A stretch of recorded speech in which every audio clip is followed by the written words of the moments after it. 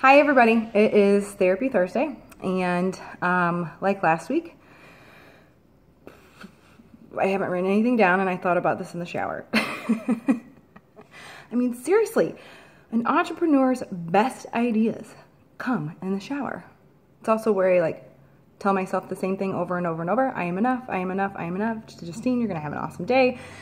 That ridiculous self-talk that, yes, I am still preaching about and practicing myself and daring you to do it too. So this week is a rough week for a lot of people because Sunday's coming. And it's a holiday that is difficult for many, many, many people, not just women like me who cannot have kids or who have lost babies. Mother's Day is difficult for people whose mothers were terrible. Mother's Day is difficult for people who have lost their mothers. It's difficult for mothers who no longer speak with their children because it's healthier for them if they don't. It's difficult for the mothers whose children don't speak to them. It's difficult for mothers who have lost children. It's difficult for women who are trying to be mothers. It's difficult for women who have lost babies. It is difficult for stepmoms. It's difficult for just a lot of people. And you may not think that this applies to you, but so I'll come to my 101 lesson. If you've seen any of my speaking engagements or read any of my stuff, I am a certified Daring Way facilitator, so I have trained with Dr. Brene Brown. Heads up, going on tour this summer. Come join me. Obviously, I have to give that a shout out. But I often use myself as an example when I talk about empathy versus sympathy. And this is what Brene has found in her research. So a little 101, the difference between sympathy and empathy. Sympathy, I feel for you. It's often pity. Empathy, I feel with you. Empathy is connection. It fosters connection. Sympathy is disconnection. One of the easiest ways to understand empathy versus sympathy is to use myself as an example, especially because I am quite literally the story that scares the crap out of everyone. I am a tragic story, or so I'm oftentimes looked at as. I am not a tragic story. I'm a story of rising. Yeah, it's not a tragic story. Sad? Yeah, not tragic. So what's one of the first questions that I am asked almost everywhere I go? I'm a 37-year-old woman. How many kids do you have? Typically, this question is going to come from love and curiosity. It's not meant to be rude. Sometimes it's ignorance, and oftentimes it does hurt depending on the day that I am in. I am an infertility advocate, so I will forever educate. We tried to have kids, we can't, so we live a child-full life, which means I seek out and work my butt off on finding other ways to mother because that's a core value of mine. Oftentimes, what is the response that I get? True sympathy, pity. Oh, you poor thing. Which typically makes me want to punch them in the throat, and I'm not a violent person. But they feel sorry for me. Or they want to fix my pain because we have been socialized and taught that, one, we're supposed to feel sorry for people and that's what people want. But that then on top of that, that we better fix their problem and do not dare meet them in their pain. So you're going to fix it. And so typically they say, well, why don't you just adopt? How does this make me feel?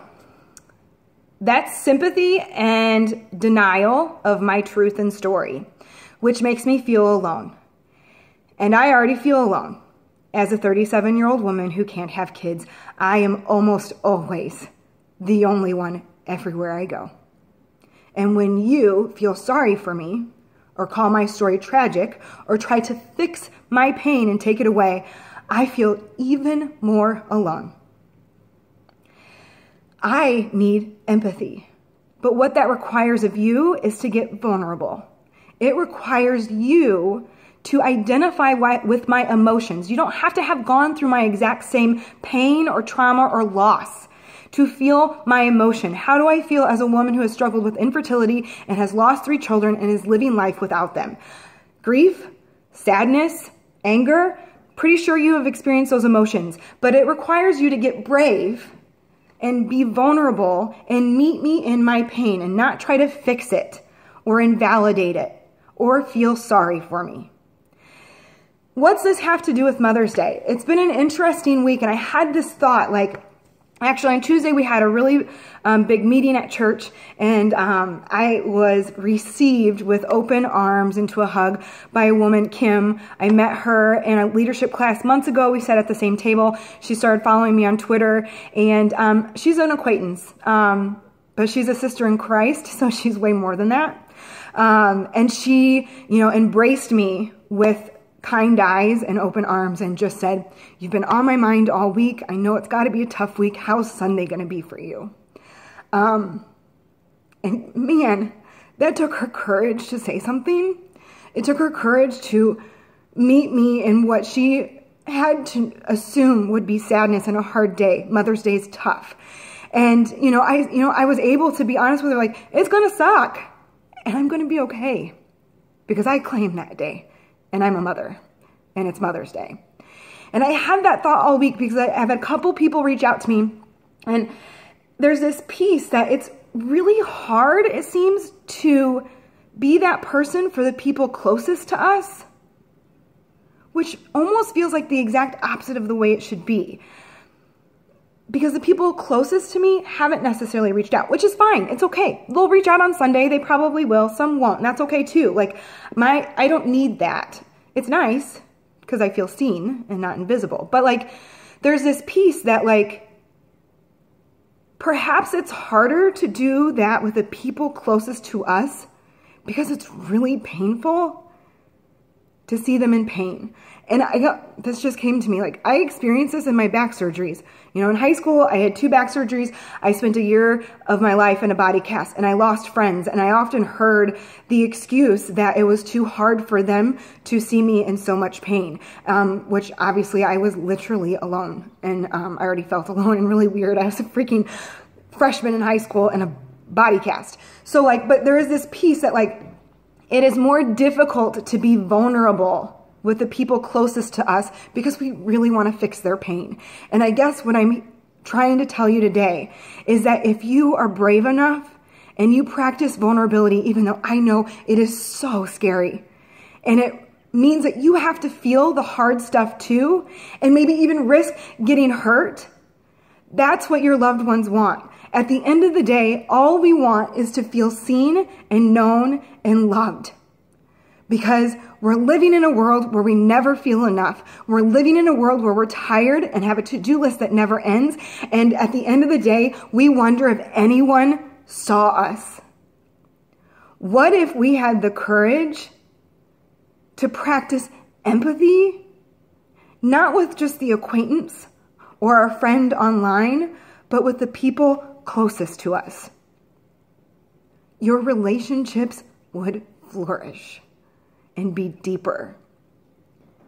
And they're scarier. Because it also means you screw up more. I screw up way more because I live my life vulnerably and in a wholehearted way. I screw up way more. That's what the Rising Strong work is about. When you're brave enough, often enough, you will fall and fail. The Rising Strong work that Brene has written is all about how you rewrite your story and rise and get up. And you rise ever upward. That's the work I'm doing on tour. That's the work that I do with my clients. And that's what I try to share here. I'm at 9 minutes. Oh, I'm so wordy. I'm not going to rewatch it. I would love to hear your thoughts. You can tell me it's crap and you prefer sympathy.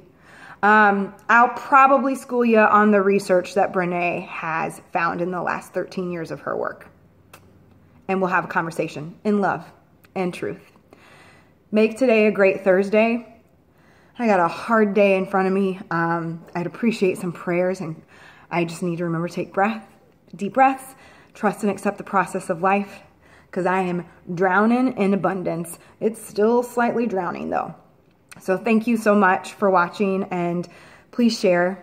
It's the only way that I build this platform and get the word out about this healthy living and wholehearted life, and you never know who is needing this message. So thank you very much. I hope to see you on tour. See, I already went a whole minute on that. I want to see you on tour. 8 cities this summer. Thanks so much.